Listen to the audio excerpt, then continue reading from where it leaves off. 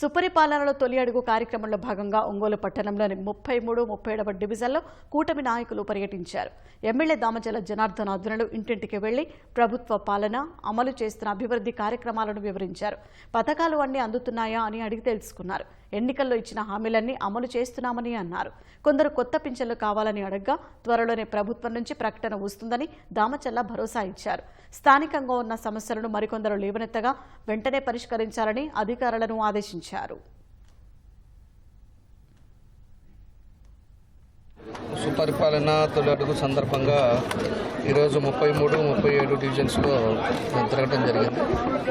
ఇక్కడ కూడా పబ్లిక్లో ఎటువంటి అందరూ కూడా సంతృప్తిగా ఉన్నారు. ఈ ప్రభుత్వం వచ్చిన తర్వాత ఈ ప్రభుత్వం విధానాలు కానీ అదేవిధంగా పథకాలు కూడా అందరికి కూడా తల్లికి వందనం కావచ్చు, పెన్షన్లు అవ్వచ్చు, ఈరోజు రేషన్ కార్డులు అవ్వచ్చు, అన్నీ కూడా వాళ్ళకందరికి కూడా రావటం చాలా సంతోషంగా వాళ్ళంతా కూడా చెప్పడం కూడా జరుగుతూ ఉంది.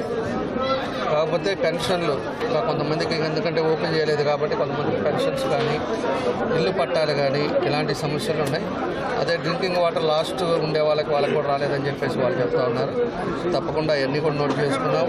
డ్రైన్లో కూడా శానిటేషన్ విషయంలో కూడా ఇంప్రూవ్ చేశాం. శానిటేషన్ ఇంకా కూడా బాగా చేయాలని చెప్పి కూడా చెప్పాం.